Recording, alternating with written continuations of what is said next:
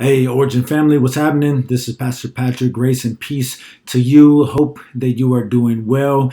Love you guys, and looking forward to again gathering with you guys physically. A question that a lot of us might be asking right now is, when will that happen? And also, with that, what will it look like? Um, a short answer that I have for you right now is that I don't know. But there are some things that I can tell you. Your one is this: your church leaders and your elders, we are optimistic and we are hopeful. But also in the near future, we are going to proceed with cautious optimism and desiring to walk in wisdom. When we canceled the gathering on March 15th, which preceded any kind of government mandate, right, in regards to gatherings, there were a couple of things that I wanted to let you know in regards to what was behind that decision. One is this: we were not being driven by fear.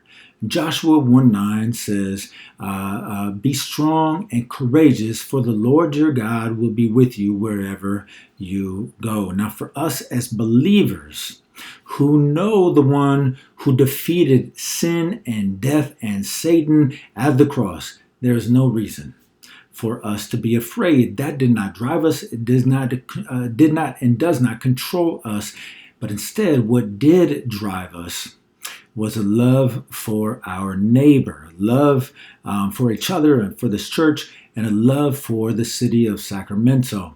And so we deemed that it was the most wise and most loving thing at that time to cancel the gathering. Now, as we move forward in the coming weeks, we know, what will reentry look like. We don't know exactly when that will be or what that will look like. We know that it's going to be a process. We know that there will probably be stages to that, right? And so your elders are thinking through these things, right? And we have benchmarks and there's certain criteria that we are looking at and that we will use to evaluate our decisions. But I can assure you of this, that the same thing that was true in the middle of March is true now. The moving forward, we will not be driven by, we will not be controlled by fear, but we will be driven by, we will be motivated by a love for God and a love for our neighbor, a love for you guys, a love for our church, and a love for our city. Along those lines, one thing that I would love to call us to is just an encouragement to continue being the church and loving each other.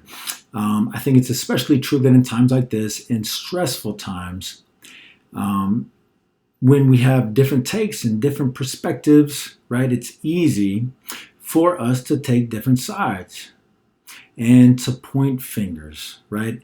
And to not consider where somebody else with a different perspective might be coming from.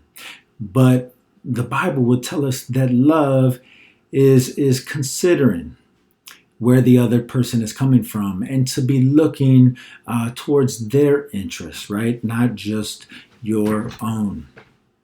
And so, as we move forward, Origin, I just want to encourage us to continue being the church and loving each other well, to be running back to the gospel, that we might be changed by the gospel, and that we might be demonstrating the gospel both to each other and to the world around us. By the way, along these lines, I've heard countless examples of you guys doing an amazing job of being the church and loving each other well. And one thing that I would like to say is that I'm really proud, really, really proud of you guys, and I'm proud to be a part of the same church family as you guys. So again, Origin family, love you. I would also like to let you know that I know all of us in various ways are being affected by this pandemic. I want to let you know that your elders, we see you and we care about you deeply.